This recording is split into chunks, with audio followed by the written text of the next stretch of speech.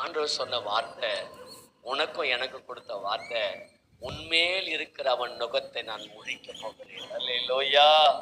உன் கட்டுகளை நான் அறுக்க போகிறேன். எத்தனை பேர் ஆமென் சொல்றீங்க? கையை உயர்த்தி சொல்லுங்க.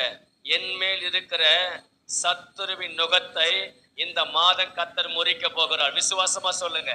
நுகத்தை முறிக்கன்னா ஒரு பலன் வேணும்.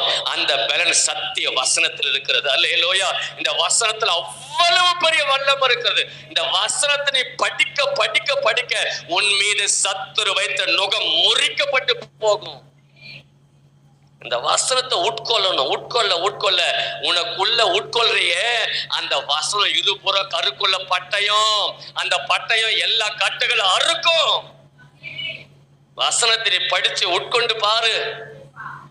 உனக்குள்ள இருக்கிற வியாதி கட்டு அறுக்கப்படும். கடன் கட்டுகள் அறுக்கப்படும். தரித்திர கட்டுகள் அறுக்கப்படும். பாவ கட்டுகள் அறுக்கப்படும். சாப கட்டுகள் அறுக்கப்படும்.